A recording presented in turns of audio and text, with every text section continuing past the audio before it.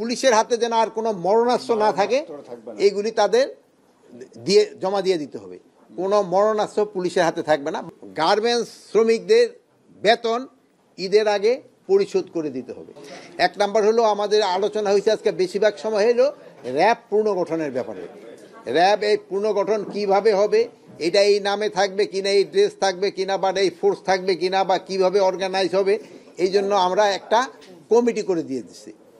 ওইটা একজন উপদেষ্টার নেতৃত্বে একটা কমিটি করে দেওয়া হয়েছে এবং কয়েকটা বাহিনীর হেডদের এটা মেম্বার করে দেওয়া হয়েছে। 5 সদস্য না 5 জন মনে হয়, 5 জন কি 6 জন, তারা তাদের আবার একটা ইও দেওয়া হয়েছে, তারা কোঅপ্টও করতে পারবে, যদি দরকার হয় দিতে পারবে। আমরা এটা জেনারেল হাফিজের করে দেওয়া হয়েছে, দায়িত্ব দেওয়া হয়েছে। তারপরে আমরা আরেকটা কমিটি দিয়ে করে দিয়ে দিচ্ছি খোদাবক্স ভাইয়ের নেতৃত্বে। ওইটা নিয়েও আলাদা আরেকটা কমিটি আছে। না, এটা র্যাবের ভিতরে না, এটা অন্য আরেকটা বিষয়। তারপরে আমাদের আরেকটা ছিল যে পুলিশের হাতে যেন আর কোনো মরণাস্ত্র না থাকে, এইগুলি তাদের জমা দিয়ে দিতে হবে। কোনো মরণাস্ত্র পুলিশের হাতে থাকবে না, বাট এপি ব্যাটালিয়নের হাতে থাকবে। এপি ব্যাটালিয়নের কাজ কিন্তু অন্য পুলিশের থেকে একটু ডিফারেন্ট, তাদের হাতে থাকবে। আরেকটা হলো বলা হয়েছে গার্মেন্টস শ্রমিকদের বেতন ঈদের আগে পরিশোধ করে দিতে হবে। যারা বেতন পাওয়ার যোগ্য তাদের বেতন দিতে হবে, কিন্তু আবার যেই সব শ্রমিকরা তাদের কোনো অবৈধ দাবি নিয়ে যদি রাস্তায় হাঁটে, তাদের আমরা কিন্তু কোনো অবস্থায় রাস্তায় বা কোথাও স্থান করতে দিব না। তাদের বৈধ দাবি মালিকরা অবশ্যই পরিশোধ করতে হবে। বৈধ যেটা দাবি, যেটার জন্য কাজ করছে, তাদের পয়সা অবশ্যই দিতে হবে, বাট যেটা তাদের অবৈধ দাবি, ওইটা কোনো অবস্থায় বরদাস্ত করা হবে না। ও ম্যাডাম, আপনি আছেন নাকি? 2 জন নাকি? ও, আপনার তো বুঝি নাই। আচ্ছা, আসেন, একসাথে বসেন। ও, দেখি নেই। আজ হলো ঈদের গরুর হাটের ব্যাপারে, এটার ব্যাপারে আমাদের আলোচনা হয়েছে। ঈদের গরুর হাটের ব্যাপারে আপনারা জানেন যে অনেক সময় ওই টাকা পয়সা হয়ে যায়, মানে চিন্তায় হয়। তারপর অনেক সময় বিভিন্ন মলম ঠলমও ব্যবহার করে। এই জন্য আমরা এবার একটা ইনস্ট্রাকশন দিচ্ছি ইসেদের, এই ডোনেশের চিফ এক্সিকিউটিভরা ছিল, তারা এখানে এরা করে নাকি রাখে, ভলান্টিয়াররা রাখে হলো ওদেরকে ওই দিয়ে গেছে কিনা, ওই যে কী বলে হাসিলের টাকা, ওই ভলান্টিয়ার রাখে হলো যারা যারা নেয়। আমরা বলছি ওইটা ছাড়া এবার আনসার তাদের রাখতে হবে প্রতিটা হাটে 100 করে, মানুষের নিরাপত্তার জন্য। এবং এটা মানুষের যেন এই যে তারা যেন কোনো রকমের না হয়, এই যে কি বলে এই ছিনতাই হাতে যেন না পড়ে, এই জন্য তাদের 100 করে আনসার রাখতে হবে, অঙ্গীভূত আনসার তারা 100 করে রাখতে হবে। আর একটা হলো আমাদের ঈদে হাইওয়ে পুলিশদের ক্ষেত্রে ইনস্ট্রাকশন দেওয়া হয়েছে যেন যাত্রীরা নির্বিঘ্নে যেতে পারে। এবারে ওই ঈদের থেকে এই ঈদের একটু ডিফারেন্স আছে। ওই ঈদে হলো কিন্তু ঢাকা থেকে লোকজন গেছেই বেশি, আসার নাই। এবার হলো কি এই ঈদে হলো যাবে একদিক দা, আবার গরুর ট্রাকগুলি কিন্তু আবার আসতে থাকে। এই জন্য কিন্তু রাস্তাটা অনেক সময় থাকে ব্যস্ত। অনেক সময় হলো কি আগে হতো কি বাসটা নামায় দিয়া আবার তাড়াতাড়ি চলে আসতে পারতো, কিন্তু এই ঈদে কিন্তু ওইটা অনেক সময় হয় না। এই জন্য এইগুলির ব্যাপারে হাইওয়ে পুলিশকে ইনস্ট্রাকশন দেওয়া হয়েছে, এবং রাস্তায় যেন কোনো রকমের কোনো ধরনের চাঁদাবাজি না হয়, কোনো ধরনের যেন চাঁদাবাজি না হয়। ইন্টেলিজেন্স অর্গানাইজেশনগুলি বলে দেওয়া হয়েছে কোনো পয়েন্টে যদি চাঁদাবাজি হয় তারা ব্যবস্থা নেয়। আর ওইটা কোথায় চাঁদাবাজি হয় এই সম্বন্ধে আমি আপনাদেরও অনুরোধ করব, আপনারা একটু যদি আমাদের একটু আগে, প্লাস আপনাকেও তো একটা জার্নালিজম আছে, কী বলে ইনভেস্টিগেশন, এটা আপনারা যদি একটু কাজে লাগান তা আমাকে একটু উপকার হয়।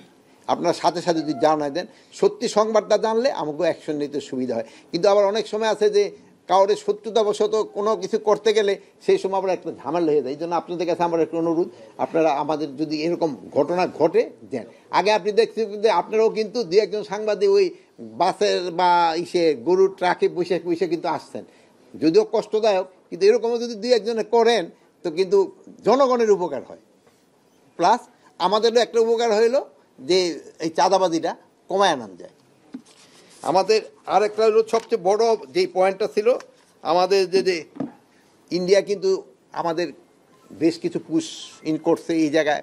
এর ভিতরে আমাদের বাংলাদেশি নাগরিকই বেশি, তাছাড়া আবার কিছু অন্য ইস্যুও রয়ে গেছে। এই ব্যাপারে ডিটেল আমাদের এই যে ভিজিআর আছে, উনি আপনাদের বলবে। আপনারা অনেকেই এই পুশ ইনের বিষয়ে জানতে চাচ্ছিলেন।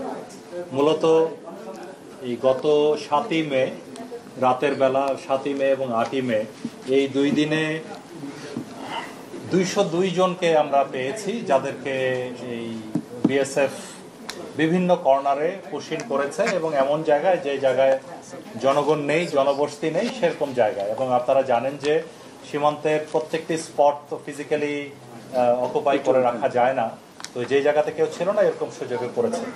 এই 202 জনের মধ্যে আমরা পরে আমাদের মাননীয় উপদেষ্টার নেতৃত্বে আমরা আমাদের মন্ত্রণালয়ে মিটিং করে তারপরে সিদ্ধান্ত নিয়ে তাদেরকে পুলিশের মাধ্যমে, এসবির মাধ্যমে ভেরিফিকেশন করে যাদেরকে বাংলাদেশি পেয়েছি। অ্যাকচুয়ালি এরা গত 2-3 বছর থেকে শুরু করে অতীতে 20-25 বছর আগে বিভিন্ন সময়ে নানান কাজে ভারতে গিয়েছিল। তবে তাদের মধ্যে তাদের সন্তানাদিও আছে যারা অনেক আগে গিয়েছিল। এইসব সন্তানাদি কিন্তু তারা ভারতের আধার কার্ড বা অন্যান্য ডকুমেন্টস পেয়েছিল, বাট পুলিশ বা বিএসএফ তাদের এগুলো রেখে দিয়ে তারপরে পুশিং করেছে। তো যাই হোক, এরপরে যেটা যাদেরকে বাংলাদেশি পাওয়া গেছে তাদেরকে প্রশাসনের মাধ্যমে তাদের নিজ নিজ এলাকায় প্রত্যাবর্তনের বিষয়টি প্রক্রিয়াধীন আছে। আবার এর মধ্যে 39 জন রোহিঙ্গা পাওয়া গেছে। এই রোহিঙ্গা যারা আমাদের এফডিএমএন ক্যাম্পে বিভিন্ন সময় রেজিস্টার্ড ছিল, কোনোভাবে ওরা পালিয়েছে ওদিকে, তো তাদেরকে আমরা ওই এফডিএমএন ক্যাম্পে আমাদের RRRC আর UNHCR এর মাধ্যমে তাদেরকে ক্যাম্পে ফেরত পাঠিয়েছি। তবে এর মধ্যে একটি অ্যালার্মিং বিষয় হলো, যেটা মাননীয় উপদেষ্টা একটু হিন্টস দিয়েছেন, যে এর মধ্যে আমরা কিছু রোহিঙ্গা পাওয়া গেছে যারা ভারতের UNHCR এর রেফিউজি, ওইখানে রেজিস্ট্রেশন করা, আইডি কার্ডও আছে। এটা আমরা এই আমাদের দেশীয় UNHCR এর মাধ্যমে, আমাদের পররাষ্ট্র মন্ত্রণালয়ের মাধ্যমে এই জিনিসটা আমরা সবাইকে জানাতে চাই যে এটি একটি মানবাধিকার লঙ্ঘনের সামিল। যেই দেশের রেফিউজি সেখানেই তো ওখানে রাখা দরকার ছিল, যে তাদেরকে আমাদের আইডি কার্ড আছে না? হ্যাঁ, আইডি কার্ড আছে। যদি ক্লোজলি কেউ ছবি তুলেন এটা দেখতে পারেন যে এখানে আমরা 5 জন পেয়েছি। হ্যাঁ, একটা দেখাচ্ছি আমি, এই 5 জনের একটা দেখাচ্ছি এখানে। এই যে তার UNHCR, আপনারা ক্লোজ করলে, জুম ইন করলে দেখতে পাবেন UNHCR IN মানে ইন্ডিয়া, হ্যাঁ, সেখানে রেজিস্ট্রেশন করা। তো এই 5 জনকেও আমরা, যেখানে এই 5টা আছে, আমরা এই বিষয়ে অভিযোগ দায়ের করছি। আচ্ছা, আর পুরো বিষয়টিতেও আমরা আমাদের UNHCR এ বলেছি, আর আমাদের RRRC যেখানে রোহিঙ্গাদের রেজিস্ট্রেশন হয় তাদের মাধ্যমে, এবং পররাষ্ট্র মন্ত্রণালয়ের মাধ্যমেও আমরা এটা প্রসেস করব। আর পুরো বিষয়টি তো আমরা বিএসএফ বরাবরের মতে ওরা কোনো স্বীকার করছে না যে এই বিষয়ে ওরা জানে না। এটা হয়তো তারা নিজেই চলে গিয়েছিল ভারতে, ওরা আবার নিজেই প্রত্যাবর্তন করেছে, এই ধরনের বলার চেষ্টা করছে। এটা আমরা মানছি না। আমরা ফ্ল্যাগ মিটিং করে প্রতিবাদ লিপি দিয়েছি এবং একই সাথে আমরা আমাদের পররাষ্ট্র মন্ত্রণালয়েও করেসপন্ডেন্স করে এই বিষয়ে ভারতীয় পররাষ্ট্র মন্ত্রণালয়ের সাথে যোগাযোগ করার কথা বলছি। তারা যদি বাংলাদেশি হয় আমরা গ্রহণ করব, এবং সেটা একটা ফর্মাল প্রসেসের মাধ্যমে হতে হবে, এভাবে লুকোচুরি করে দেওয়ার মধ্যে না। আর সেই সাথে আমরা জানতে পেরেছি যে খাগড়াছড়ি এলাকায় মূলত আরও প্রায় 200 থেকে 300 জনের মতো এই ধরনের শরণার্থী ওপারে আছে, যাদেরকে বিএসএফ পুশব্যাক করে দেওয়ার চেষ্টা করছিল। তো আমরা এই পেট্রোলিং বাড়িয়ে এবং সজাগ দৃষ্টি থাকার কারণে গত 2 দিন ধরে তারা চেষ্টা পারছে না। সো ওইদিকে এখনো আছে। আর ইতিমধ্যে আবার ওইদিকে গ্রাউন্ডে না পেরে আপনার সুন্দরবনের এদিক দিয়ে একটি মানে রিমোট একটি চর, মান্দারবাড়িয়া একটি চর আছে, সেখানে ওরা কোনো একটা ভারতীয় কোনো জাহাজের মাধ্যমে এসে আমাদের আরও 78 জনকে ওখানে ফেলে গেছে, যেটা কোস্টগার্ড তাদেরকে উদ্ধার করে, সেটা কোস্টগার্ডের এলাকা উদ্ধার করে তাদেরকে নিজ এলাকায় পাঠানোর বিষয়টি প্রক্রিয়াধীন আছে। তো আমরা সজাগ দৃষ্টি রাখছি, পাশাপাশি আমাদের মন্ত্রণালয় তথা পররাষ্ট্র মন্ত্রণালয়ের মাধ্যমে এটা ভারতের সাথে এই বিষয়ে আমরা প্রতিবাদ জানাচ্ছি। সামনে তো কোরবানি স্যার, আমরা কয়েক জায়গায় নিউজ দেখছি যে সুনামগঞ্জের কয়েকটা পয়েন্ট দিয়ে ভারতীয় গরু ঢুকছে, যদিও মৎস্য প্রাণী সম্পদ মন্ত্রণালয় বলেছিল যে এবার পশু উদ্বৃত্ত আছে। সুতরাং সীমান্তে পশু ঢোকা ঠেকাতে আপনারা কি ভূমিকা রাখছেন একটু জানতে চাই। এবারে যেহেতু আমাদের দেশে প্রচুর মানে গবাদি পশু আছে, এই জন্য আমরা কোনো ধরনের গবাদি পশু যেন না ঢুকতে পারে এই জন্য আমরা ব্যবস্থা নিচ্ছি। তো এই বুঝি আপনি যেটা বললেন হয়তো 1-2টা অটোমেটিক চলে আসতে পারে, যেমন ধরেন হইতে পারে, বাট আমরা সরকারি পর্যায়ে এবং বিজেপির নজরে আসে এরকম কোনো কিন্তু হইতে আমরা দিচ্ছি না। আমি একটু জানতে চাই যে 202 জন যে ভারতে কোন সীমান্ত দিয়ে পাঠিয়েছে? এটা মূলত আপনার খাগড়াছড়ির পানছড়ি, জামিনীপাড়া, খেদাছড়া এলাকা দিয়ে আর কুড়িগ্রাম জেলার রৌমারী অঞ্চল, যেটা চর অঞ্চল, মানে টার্গেট করে আবার এই দেখেন সুন্দরবনের মন্দারবাড়িয়া যদি দেখি, যেসব এলাকায় জনবসতি নাই এবং হঠাৎ করে টহল যেতে সময় লাগে, ওই ধরনের এলাকা টার্গেট করে এরা এটা করার চেষ্টা করছে, সুপরিকল্পিত এবং যেটি ন্যাক্কারজনক। যদি আপনার আওয়ামী লীগের রাজনৈতিক কার্যক্রম নিষিদ্ধ যে বিষয়টা, গতকাল তো আইন সংশোধন হয়েছে, অধ্যাদেশ হয়েছে, তো আপনার এতে প্রজ্ঞাপন করা প্রক্রিয়াটা কি অবস্থায় আছে বা এই প্রজ্ঞাপন হয়ে গেছে না? হয়ে গেছে। আমার মনে হয় মোস্ট প্রবলি হয়ে গেছে। আমার যেহেতু আমি এই মিটিংয়ে ছিলাম, আমি বলতে আমার মনে হয়ে গেছে। না, আমিও আপনাকে মতো এখানেই ছিলাম, আমিও ওই লাস্ট খবরটা আমিও আপনার বল, আমার মনে হয়ে গেছে। এখন আপনাদের কার্যক্রম কি থাকবে, মানে সেই আপনার প্রজ্ঞাপনটা ধরে আপনারা এখন কি করবেন? এখন প্রজ্ঞাপনে যে ধরনের ইনস্ট্রাকশন আছে আমরা ওই ধরনের মতোই কাজ করব এবং আপনাদেরও অনুরোধ করব যেন আমরা ওই ধরনের ভাবে কাজ করে দিতে পারি। এটা একটু ব্যাখ্যা করেন।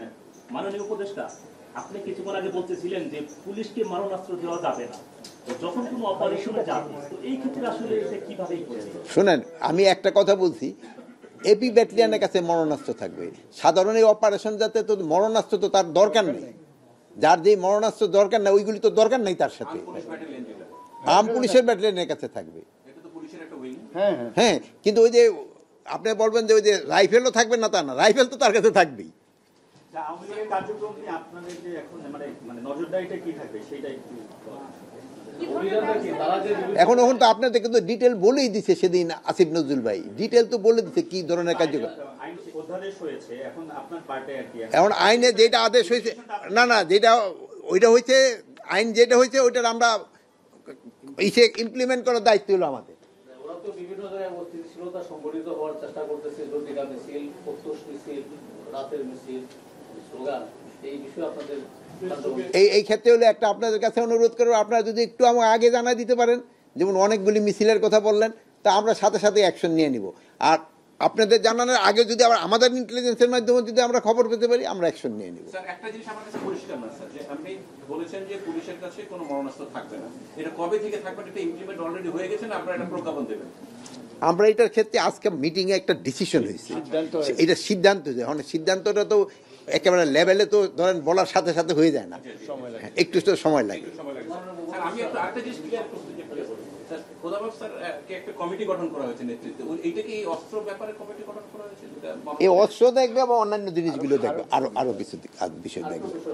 যে সাবেক রাষ্ট্রপতি আব্দুল হামিদের বিদেশ যাওয়ার ক্ষেত্রে সরকারের উচ্চ পর্যায়ের কমিটি হয়েছে, পুলিশও কমিটি করছে, কিন্তু তদন্তের আগে আপনারা 4 জন পুলিশের বিরুদ্ধে ব্যবস্থা নিয়েছেন। কিন্তু আমরা যেটা দেখি মূলত হলো যে 950 মতো পাসপোর্ট যেটা আপনার অধীনে পাসপোর্ট বাতিল করেছে, কিন্তু ওনার পাসপোর্টটা কেবল রাখছিল, বহাল রাখছিল, লাল পাসপোর্ট। তো উনি তো লাল পাসপোর্ট ব্যবহার করে গেছে, পাসপোর্টের বিরুদ্ধে কারোর বিরুদ্ধে কোনো ব্যবস্থা নেওয়া হয়েছে বা? শোনেন, এইটার ক্ষেত্রে এই জন্য তো একটা কমিটি করা হয়েছে, যেহেতু অন্যান্যর ক্ষেত্রে এবং উনি ছিলেন সেই সময় মহামান্য প্রেসিডেন্ট, সবার ক্ষেত্রে কি সব আইন প্রযোজ্য কিনা আমি তো জানি না, এই জন্য তারা ইনভেস্টিগেশন করে দেখবে যে এইটা ওনার কাছে পাসপোর্টটা রাখা বৈধ ছিল কি অবৈধ ছিল।